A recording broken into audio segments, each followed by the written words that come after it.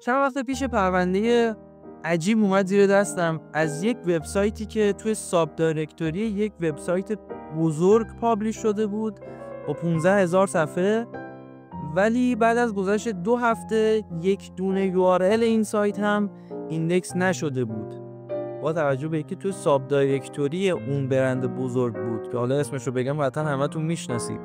سوالی که اینجا مطرح میشد این بود که چی باعث شده که 15,000 صفحه بعد از گذشت 2 هفته ایندکس نشده باشن؟ همه چی رو چک کردیم، همه چی هم اوکی بود. به نظر شما چه اتفاقی افتاده بوده؟ درود بچه‌ها، مهیارم با قسمت اول پرونده‌های SEO با عنوان مرگ در لحظه تولد یک سایت.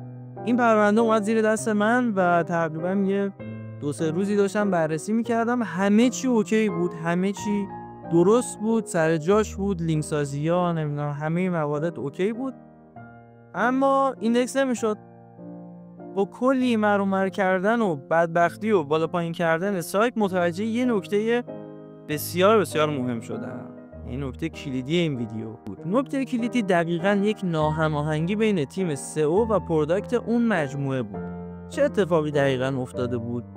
تیم SEO اومده بود و سایت رو از حالت نو ایندکس و ایندکس تغییر داده بود موقع لانچ در واقع پروداکت و اون وبسایت جدید، که خب این کار درستیه و هممون هم این کار رو انجام میدیم. ولی هزینه و تیم فنی از قبل سایت رو از طریق ایکس روبوت بسته بود و موقع پابلیش حواسش به این قضیه نبود که آقا ما این سایت رو از ایکس روبوت هم بستیم، پس بیایم در واقع از اینجا بازش بکنیم که گوگل بتونه صفحه ها رو ببینه.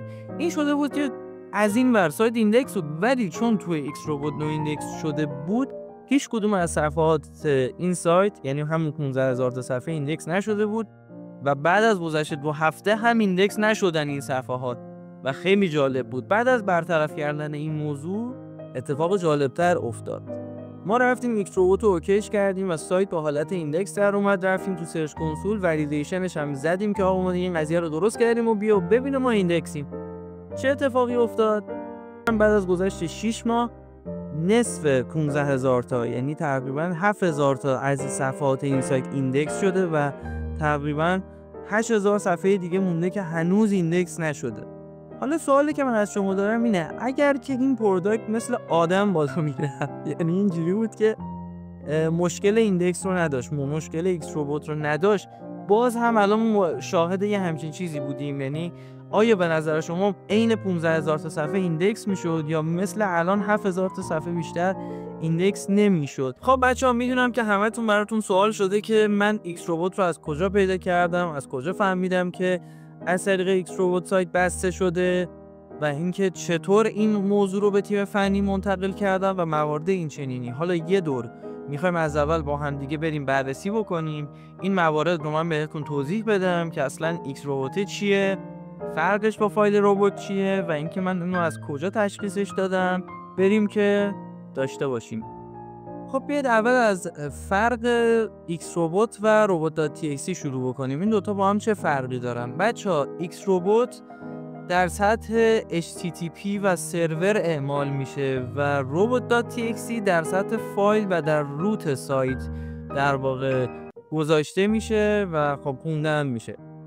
حالا فرقشون چیه؟ فرقشون اینه که ما توی ایکس روبات دسترسی بیشتری داریم برای اینکه بتونیم فایل ها رو ببندیم، به جزئیات میتونیم ببندیم. مثلا بگیم آقا این صفحه و این فایل خاص، مثلا این PDF یا این عکس خاص رو نبین یا باز نکن یا این فایل CSS رو باز نکن و یه همچین حالتی داره. در صورتی که ما تو robot.txt شاید بتونیم بر اساس فرمت یک سری صفحات رو در واقع ببندیم، ولی خیلی به دیتیل نمیشه این صفحه ها رو در واقع بست.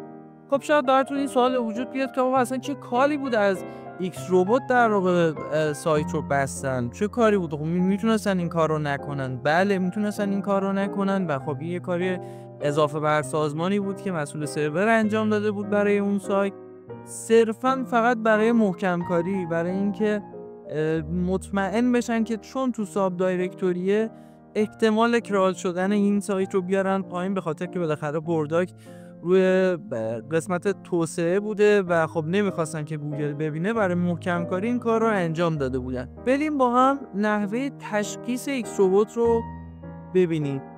خب برای اینکه تشخیص بدیم چه صفحه‌ای از ایکس ربات بسته شده یا نه، صفحه مورد نظرمون باز میکنیم که طبق معمول مثال همیشگیمون سایت دیجیکالا، یعنی شما تو کل ایران بری، تیم فنی هم بری بخوام یه مثال برات بزنن، دیجیکالا رو مثال میزنن. حالا هر چقدر افتضاح باشه بازم دیجیکالا رو مثال میزنن. ما هم از این سنت پیروی میکنیم و دیجیکالا رو مثال میزنیم. یکی از صفحاتش رو باز میکنیم. سرعت زیبای اینترنت رو شاهد هستیم، خدا رو شکر. بد واقعا لذت میبره از این اینترنت. یه صفحه رو حالا همینجوری من باز میکنم، توی در واقع مرورگرم سرچ میکنم یه ایکس ربات چکر. بچه‌ها یه نکته بگم، این روشی که ما داریم الان میگیم آسون ترین روش شناسایی ایکس رباته.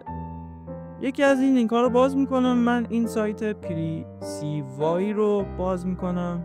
اینجا یه باکسی داره، من لینکی که میخوام اینجا کپی میکنم و اینجا پیست میکنم، چک رو میزنم، یه چند دقیقه رو صبر میکنم تا کارش انجام بده و خب در نتیجه میاد میگه که آقا ایکس ربات این صفحه رو نبسته و بازه. این یکی از راهاییه که ما میتونیم ایکس ربات رو تشخیص بدیم. خب بچه‌ها این بود از روش تشخیص ایکس ربات که البته ساده ترین روش رو من سعی کردم اینجا بهتون توضیح بدم. بعداً یه ویدیو مجزا براش میسازم که خیلی دیتیل بازش میکنیم ایکس ربات رو.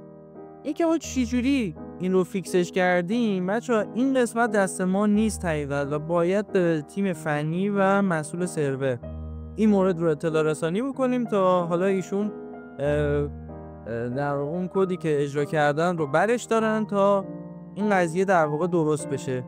نکته کلیدی ماجرا چی بود بچه‌ها؟ این که زمانی که سایت رو در واقع میخواید لانچ بکنید یا موارد چنینی، حتما به این نکته توجه بکنید که خدایی نکرده این اتفاق براتون پیش نیاد.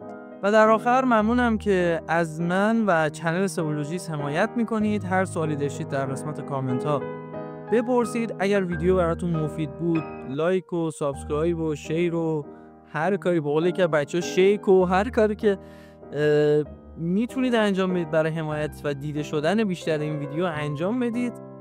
ارادتمند همتونم، خیلی مخلصیم، خدا نگهدار.